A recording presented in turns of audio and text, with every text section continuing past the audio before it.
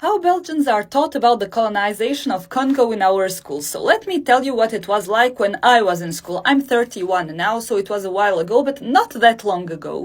Colonization is part of the school curriculum, so we have to learn about it. However, there was a very interesting thing that happened when it came to learn, about Belgium. Now, interestingly, we don't learn a lot about Belgium in Belgian schools. Like, we learn more about France than about Belgium and their history and their kings, and we learn the global European history. But at some moment, we need to come to colonization. We need to come to Congo, right? Right, well, I will quote my teacher. Leopold and Belgians made Congo the most beautiful of all colonies. That was a sentence that was pronounced, and I was in a good school.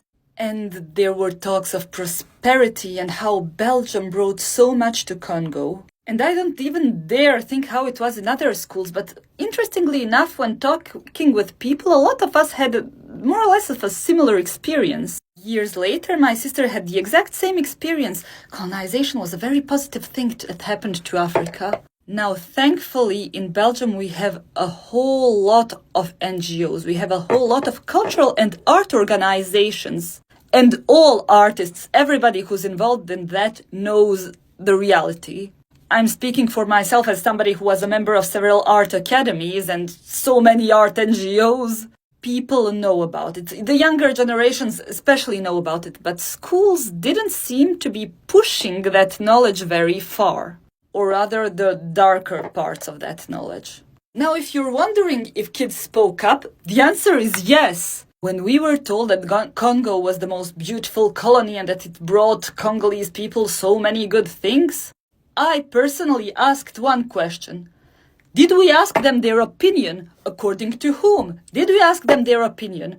You know what the answer was? The answer was, yes, we did. That's why Congo has problems now. The answer was, after the decolonization, the Congolese refused further administrative rule by Belgians, and so they pushed Belgians to leave Congo, and all of the problems that Congo has now was because they refused further administrative rule by Belgium.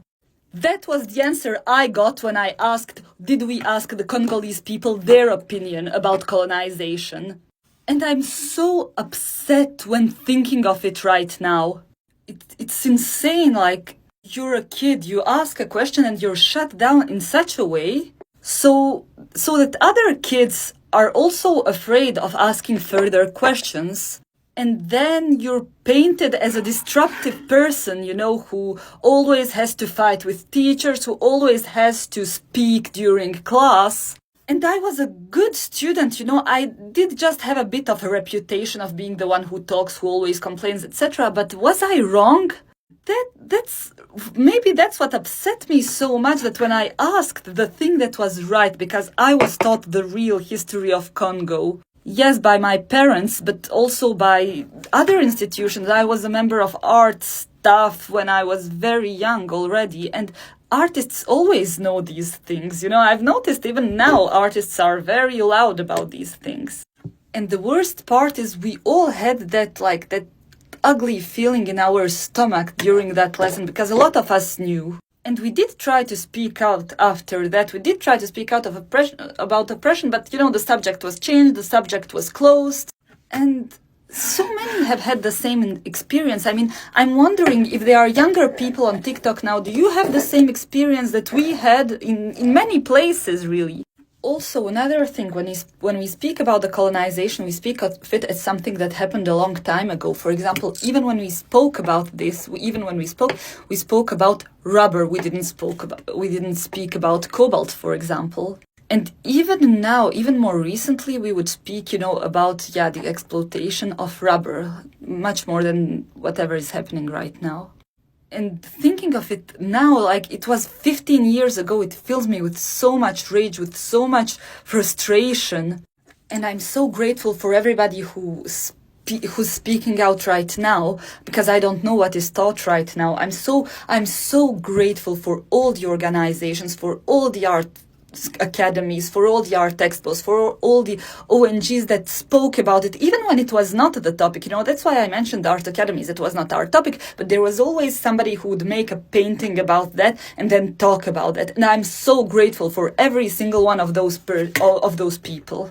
And I think that we have a duty in Belgium to speak about it because of the history of Belgium. And I'm not talking about born Belgians, the descendants of that, but of all of us, all of us who are, when you become part of Belgium, you become part of Belgium's history. You become, whether you have your nationality or whatever, whether you have origins that are from other countries, whether you're mixed or not. It is our history of all of us. And anybody who lives here needs to have the opportunity to learn about the actual history, to learn about what actually happened in Congo, especially when schools are not giving a rightful version of it. As for the rest, I had to wait until university to learn about Indonesia, to learn about the Netherlands and their colonization. I had to wait until the university to learn about Orientalism itself.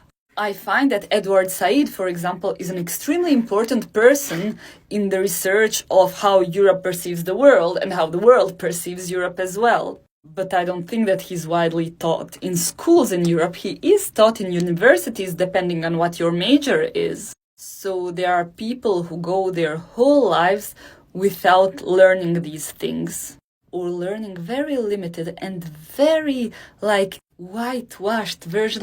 Euphemism is a weak word for what we are taught about colonizations.